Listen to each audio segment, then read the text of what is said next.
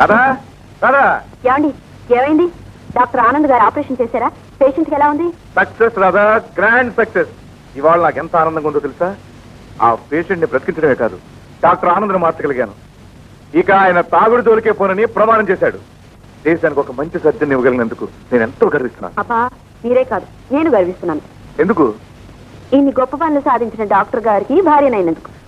చూడరాదా, ముందు ముందు ఇంకా ఏ పనులు చేయబోతున్నారు ఈ డాక్టర్ గారు. ఏమిటో అవి? నేను ఎండి చదవడానికి నిర్ణయించుకున్నాను. నిజంగా? తప్పకుండా చదవండి. మీరు ఎండి పాస్ అయ్యి ఇంకా పెద్ద డాక్టర్ ప్రజలందరికీ సేవ చేస్తూ ఊరంతా మిమ్మల్ని పొగుడుతూ ఉంటే చూసి ఆనందించాలనుంది.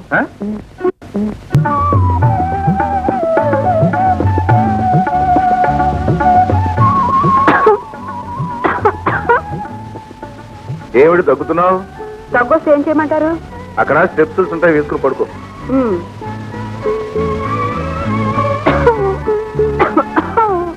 ఇగో నువ్వు ఆ దగ్గు మంతం లేదా?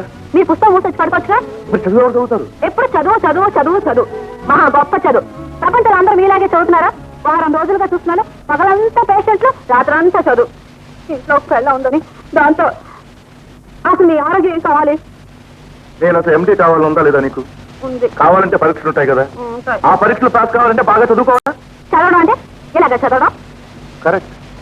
ఇలా కాదు, బెల్లాన్ని పక్కన పెట్టుకుని చదువు మొదలెడితే అది దగ్గులు మొదలవుతాయి. ఇలా ఎవడు చదివాడు, చదివి ఎవడు బాగుపడ్డాడు. చూడు శ్రీమతి, నీతో రోజు ఈ గొడవ పడలేకపోతున్నాను కానీ వెంటనే పుట్టింటికి ప్రయాణం కట్టు. నిజంగానా? నిజంగానే నన్ను వెళ్ళిపోమంటున్నారా? వెళ్ళమంటున్నాను, నిజంగానే వెళ్ళమంటున్నాను. వెళ్తాను, పొద్దునే వెళ్ళిపోతాను. నేను వెళ్తే మీకు తెలిసి వస్తుంది. ఏం తెలిసి వస్తుంది? ఏం తెలుస్తుందా? పొద్దున మీకు కాఫీ ఎవరు పెడతారు, స్నానాన్ని నీళ్ళు ఎవరు తోడతారు, వంట ఎవరు చేస్తారు, భోజనం ఎవరు పెడతారు? ఇదిగో శ్రీమతి గారు మాట, నువ్వు రాకముందు కూడా నేను కాఫీ తాగేవాడిని, స్నానం చేసేవాడిని, అన్నం కూడా తినేవాడిని. అలాగా? అయితే సరే, అలాగే కానివ్వండి. నేను వెళ్తాను, పొద్దున వెళ్ళిపోతాను. మళ్ళీ మీకు కనిపించను. టూత్ పేస్ట్ బ్రష్ బాత్రూమ్ లో ఉన్నాయి, డబ్బు అయిపోయింది, కొని తెచ్చుకోండి.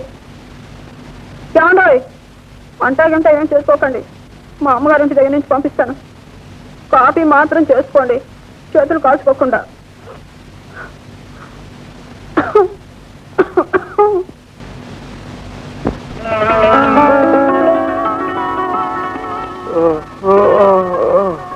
రాధా, కాఫీ.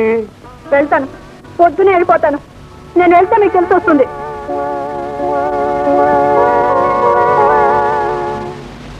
రాధా, స్నానం నీళ్ళు తోడు.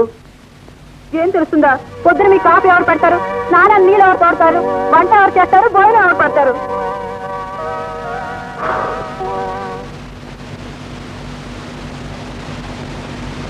పొద్దు నుంచి అడుగుతుంటే ఏ మాట చెప్పవేమి?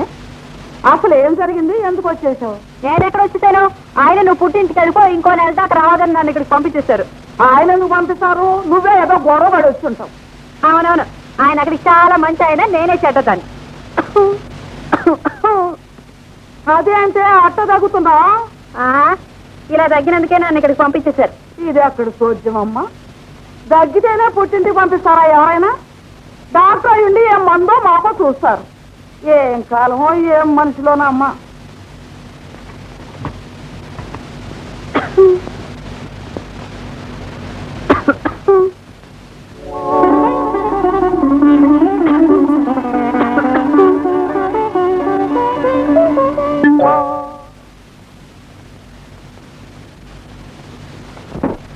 ఏమే, ఏదో కోపంలో అల్లుడు గారు 4 రోజులు రావద్దన్నారు అనుకో, వెళ్ళకుండా ఉండిపోతావా?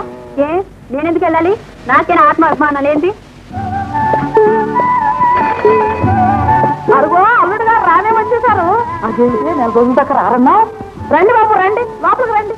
మీ కూతురు రమ్మనండి. చిన్న విషయానికి కలిగి పుట్టింది కదా, ఇక్కడ దాకా వచ్చేసిందిగా. అదేంటి బాబు, నువ్వు పంపించావని అది వచ్చిందని నువ్వు అంటున్నారు, నాకేం అర్థం కావటం లేదు. ఊరికేనమ్మా, మీ అల్లుడు గారు అన్ని అబద్ధాలు చెప్తున్నారు. అబద్ధాలు పగలంతా రోజులు, రాత్రంతా చదువు. పొద్దునే కాఫీ కాచుకుందాం అనుకున్నాను, దాని పని ఎదుగు చెయ్యి కాల్చుకున్నాను. చూడండి గారు, ఉన్న ఫలంగా మీ అమ్మాయిని పంపించారా సరే, లేదా వెంటనే 2వ పెళ్లి. అమ్మో నాయన, అంత పని మాత్రం చేయబాక నాయన, ఏదో చిన్న పిల్ల చెలికి వచ్చేసింది. ఏమేం గట్ట చూస నిలబడతానేమే, ఎళ్ళు సామాన్లన్నీ నేను తర్వాత సర్జనకలు పంపిస్తా, ఎళ్ళు. ఏమండి, చేయి కలుసుకున్నారా? చెయ్యి లేదు కాల్చుకోవడం లేదు త్వరగా సైకిల్ చెక్కేద్దాం